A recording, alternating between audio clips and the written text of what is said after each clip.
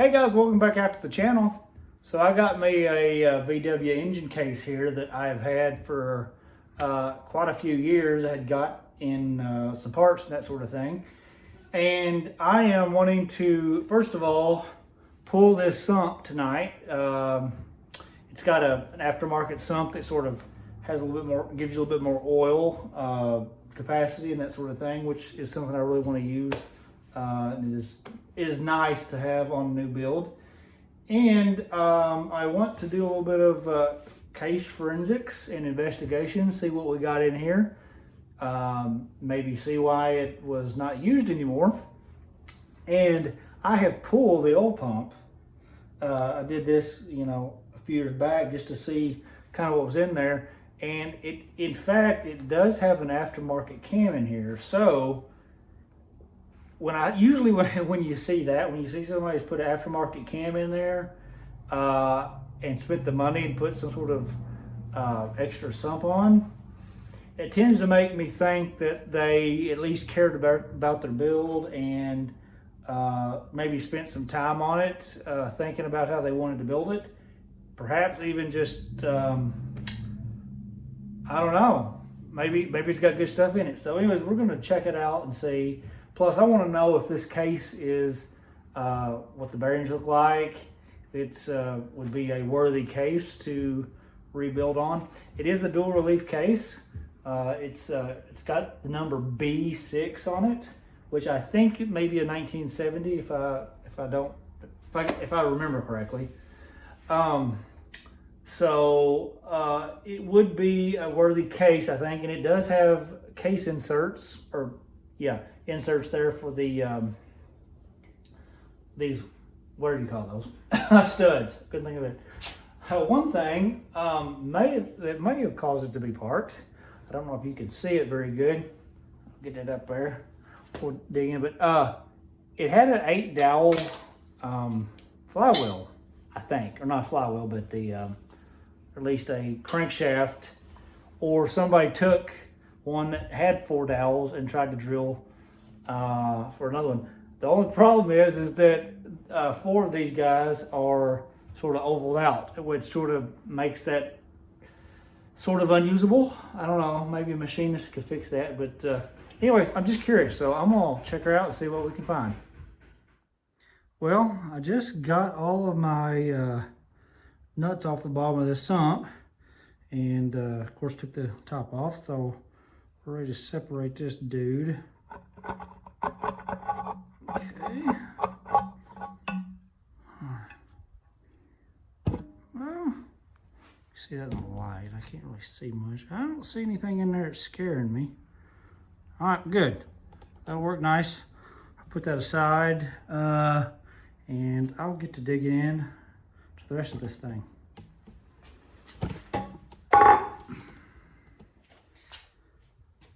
All right, I have just sort of tried to separate these a little bit, and I think I can get them off mainly with just a slight pry on here. So if not, we can get out our little mallet. So let's see what we got here.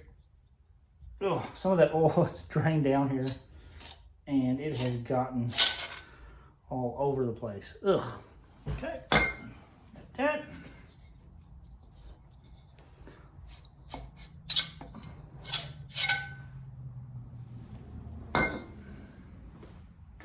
The other side.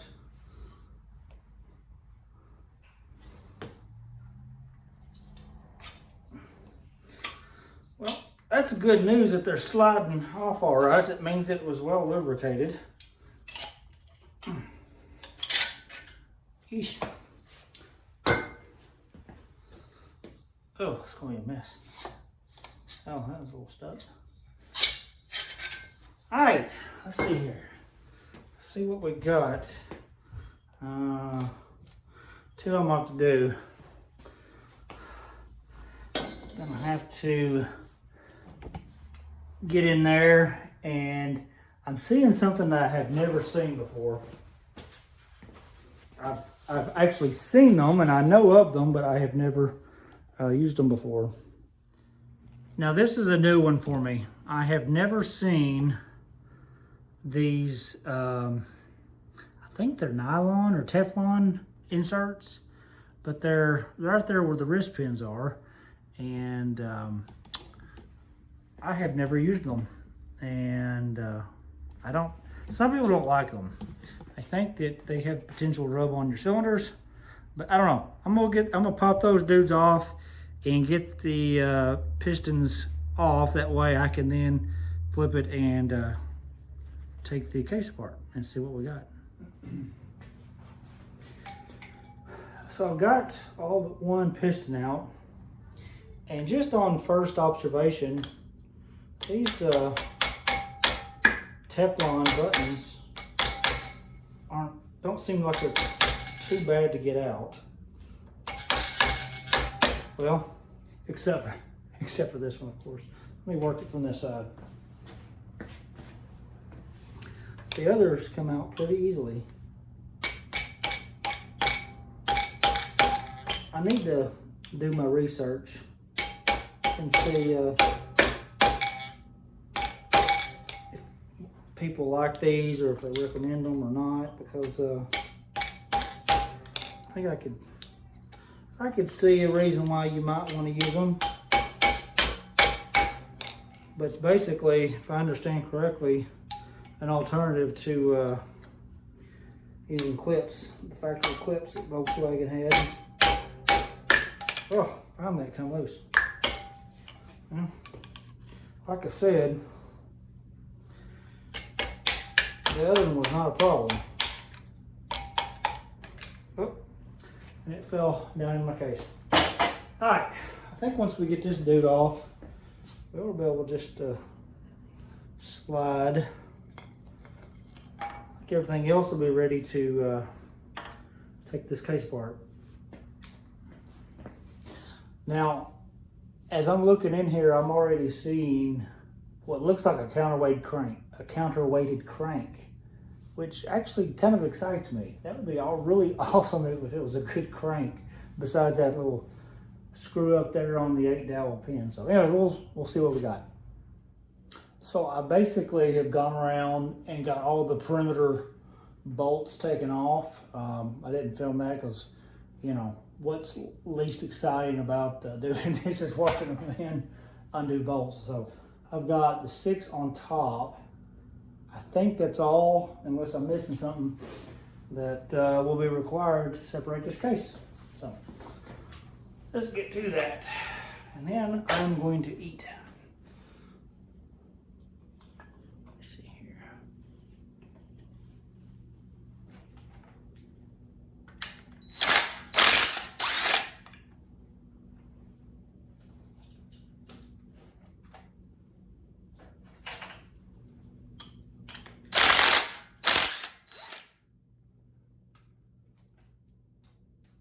Tell you, from what I'm seeing thus far, inside this case, as far as metals and stuff goes, I don't see anything that scares me. It'd be pretty sweet if all is well and I could utilize this case.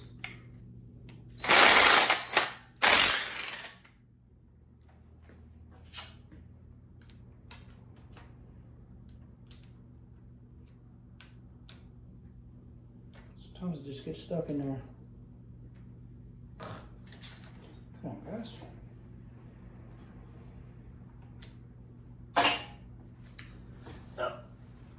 me get this little guy. That'll help. There we go. So caked with grease. And that right there will cause that to get stuck at any time. All right, let's keep going.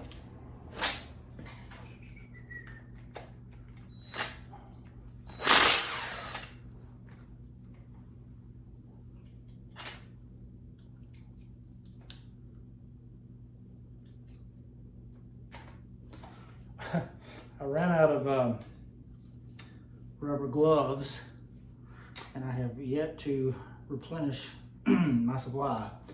Back when COVID took over, and they basically $20 a pop, kind of stopped buying them. I just hadn't gone back to do it. I hadn't even checked prices I'm sure they've steadied out since then. At least I would hope. Can't see any reason why they would be. All right.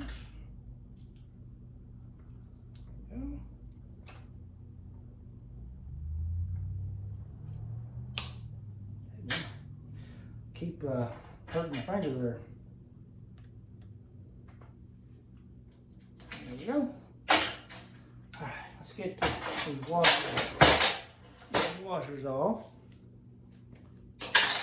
Tool.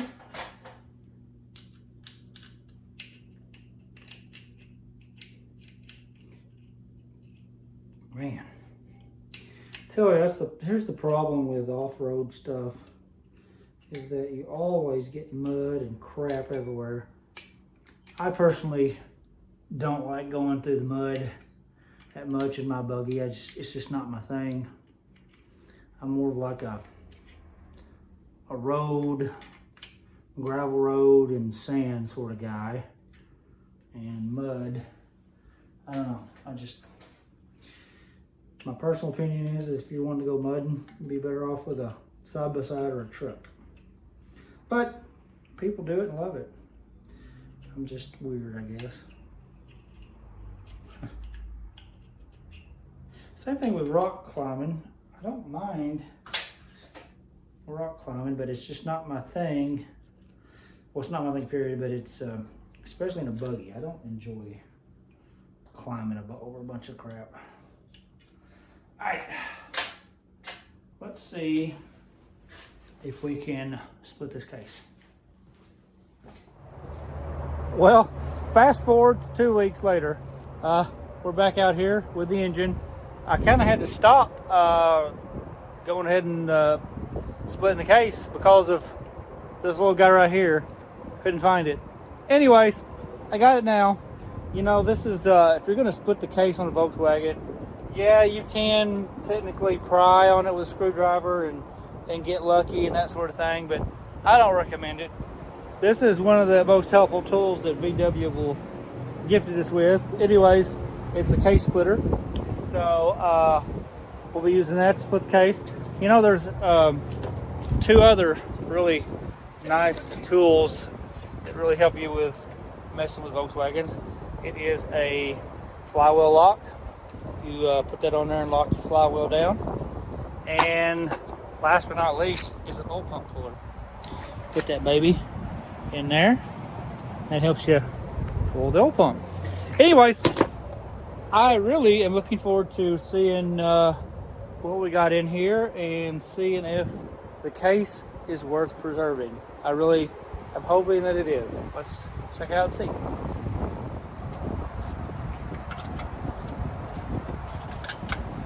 You know, this is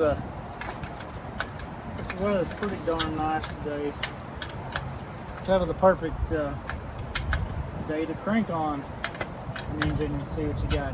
You got good light, a little too much breeze, but that's okay. I'm not gonna complain. I like to crank on it a little bit as it pries or comes off. I will pry on this area and a few others that just don't require too much sealing. I guess in other words, it isn't going to cause it to leak. If that makes any sense. Well, it's coming off okay. I went ahead, took some clothes hangers, made little V's and stuck them on my lifters. That's my trick of keeping the lifters in, because I'm hoping that this Scat C25 cam turns out to be okay and salvageable, because I would like to use that on another build at some point. It's a perfect, really good off-road cam. You know, nothing too hot, but it's better than stock in some respects. We'll let her breathe. We're getting close.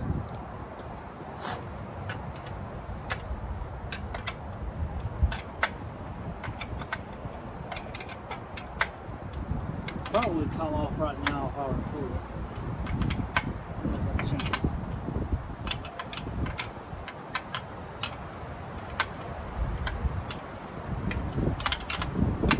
This really is the better way instead of just prying on it. I know that not everybody has this tool, but it just protects the case so much better. Pretty close, guys.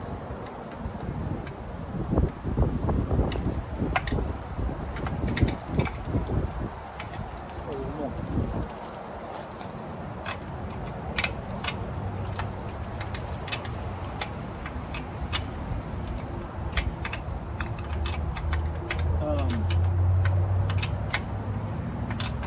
This case turns out to be good.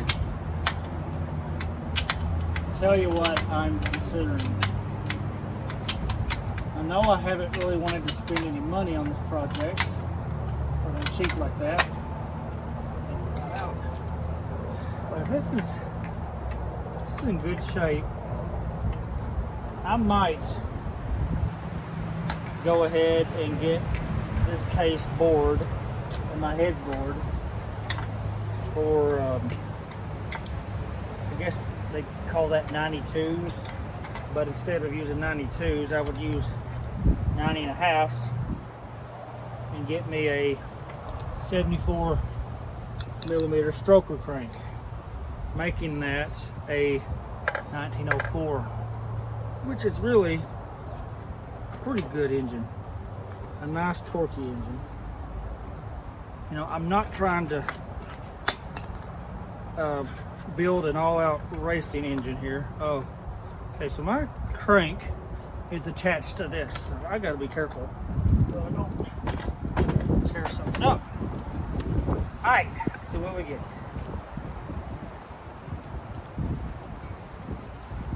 First observation, the cam looks like it's in great shape. I'll look at the lifters and that'll help me there. Okay, and it slides nicely in those cam journals. I think it's okay. Let's take it out.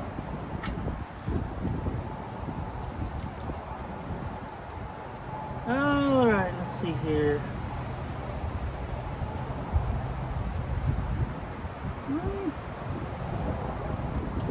I'm gonna have to take these off and give it the old filler test.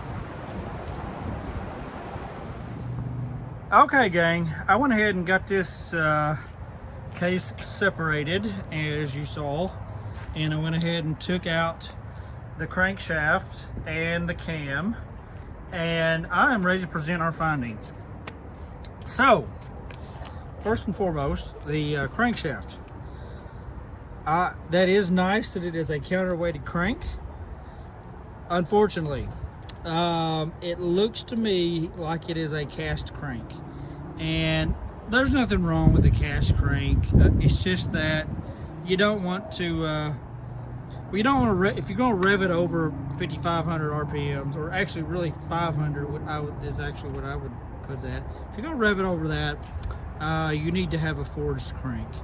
And so it is in great shape, other than the obvious problem here. This is probably what took it off the road. But otherwise, this crank and these rods, you know, it's got the right play, and the journals and all that look fantastic.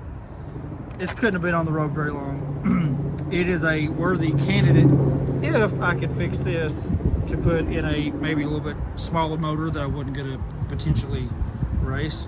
Not a problem with it. I guess it's essentially a Brazilian or Mexican sort of cast crank that they put out. Anyways, next on would be the camshaft. Now it's a Scat C25 camshaft, which is like an Engel 100.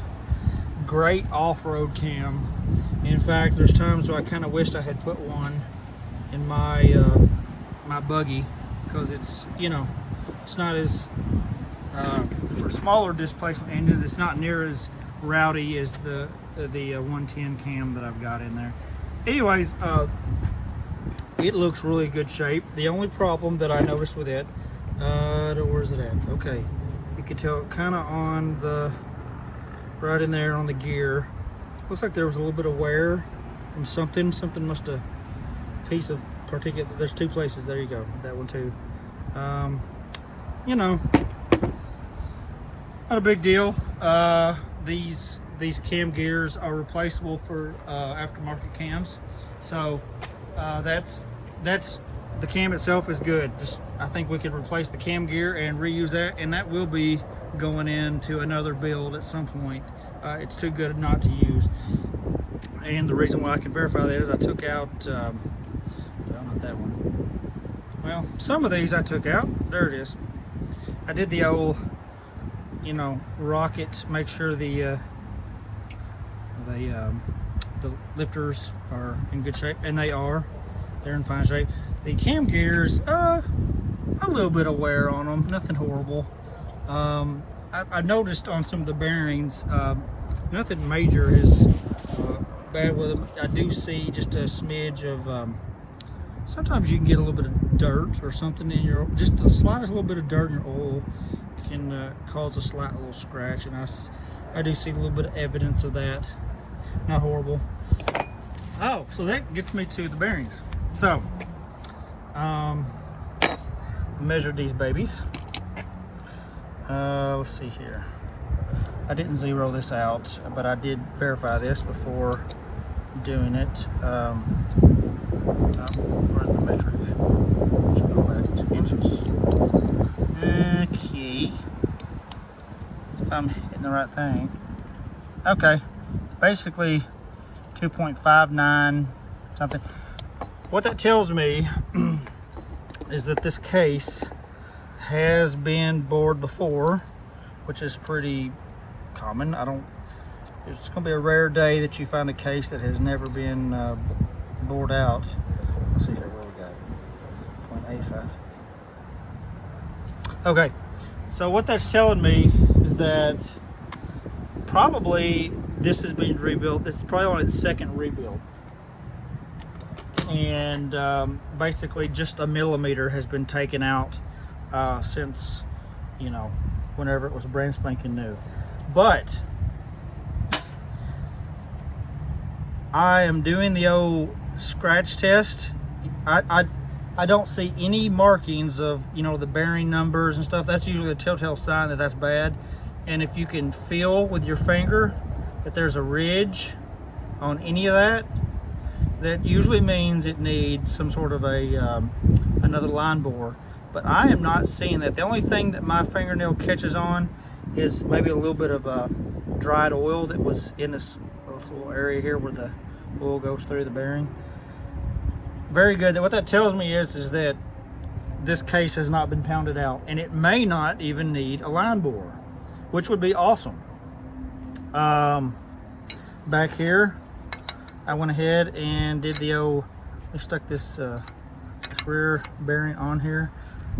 Okay, it fits in there good and tight. I can't pull it out by wiggling it, and it has absolutely no play, so it hasn't been beating its way through here due to I guess the clearance there in the flywheel and all that good stuff. So that's, see what I mean? Good gosh, I gotta have two hands to do this. Anyways, it ain't going anywhere. That's a good case, guys. That's a good case. All the lifters are moving nice and smooth. There's no play, play. It's really good. So I'm very happy, very, very happy with what I found. Well, I may have spoken too soon. I still think the case is good. Obviously, there's nothing major there, but I noticed something here. This bearing right here, there's something up with it. I don't know if you can tell, but yeah, this thing has slid somehow. It's got hung up. I don't know. What's odd is that this place where the little pin stays. It's not messed up. Usually you see that. So I don't know what has happened here. I don't know. I need to do my research on that, but I think if this thing needs a line bore, which I was really hoping it wouldn't, and these guys probably didn't. If all else was good, it probably didn't need a line bore just from everything I just showed you. I don't know. It may have rounded this out or stretched it or something. I guess we'll find out. I'll test somebody with better measuring equipment than I do. Check that, and actually probably what I need to do is take the other half and bolt it up, torque it down, and sort of check it that way. That'd be the way to do it after we get this cleaned up. So we'll find out. It may not be game over yet, so we'll just see. Well, guys, I think that's where I'm gonna leave the video today. Overall, I'm in a pretty good mood, just based off of what I've seen. I think as long as this guy right here doesn't cause any havoc, findings right here in this case, I think it's a good case. I know all these other bearings did their job and they stayed put, so maybe we just have a problem here. I don't know, but that one problem could cause it to need a line bore. But nevertheless, I think overall it's a good case. And so I believe, unless something very unfortunate comes up in my findings with somebody looking at this, I think what I want to do, if this turns out not to be a problem, I think I'd like to go ahead and alter my plans just slightly for what I was building for No Name Nationals. You know, originally the plan was just to use my block and the crank and cam that was in there, and just sort of do a top-end refresh, get a little bit bigger pistons, and bore out the heads and that sort of thing for those bigger pistons, leaving the case alone. But you know, I got to thinking, you know, of course that of course requires the porting of the heads, which is a no-brainer. But I got to thinking, I was like, you know, if I'm gonna have the heads there anyways in the machine shop, why not? I mean, another $50 and I can have this case borne out for bigger pistons. And so I'll tell you what, I don't want 94s. I don't really want a 1914, because if I do that, I really need big valve heads, and I don't want to spend the money on big valve heads. So what I could do is spend a couple $100 on a 74 millimeter stroker crank, counterweighted, forged, of course, and you know, get me another 110 cam, and have that bored out for the 90.5 pistons, which you know, with a 69 stroke would be a 1776, but with the 74 stroker crank brings it to a 1904, which would be a fine engine. They're nice and torquey. I can stay with stock valve sizes, providing reported. On a small stroke like that, you don't really need them, need the big valves like you do with a 94 piston. So 90.5 pistons, you know, it's a little bit longer stroke. It breathes a little bit less than the 94. But anyways, I digress. So long story short, I think that's what I want to do. It would be a fine engine for what I want to do. I'm not trying to make an all-out race car. I don't really care to do that with the Volkswagen, because if I do that, I'm going to need to spend a lot more money on different other aspects other than just the CC here. So anyways, I think that's what I want to do. It'd be a great engine for Dougie Buggy, which is, I want to license one of my buggies for the highway, and we'll just, Eli will have the other engine, which is a fine engine, for the Smurfmobile, and we can all have a good time riding and go down the highway, and that gives plenty of torque for fourth gear with taller tires. So anyways, that's where we're going to leave it. I will let you know, keep you updated on what happens here. I'll maybe take it to my Volkswagen guy, let him measure that, make sure it's not a problem. And then, so if that's what we'll do, 1904, unless something unfortunate happens. I think that's what we got to do. All right, guys. Well, that's where we're going to leave it today. I'm going to go in and get ready to eat some supper. So until next video, we will see you.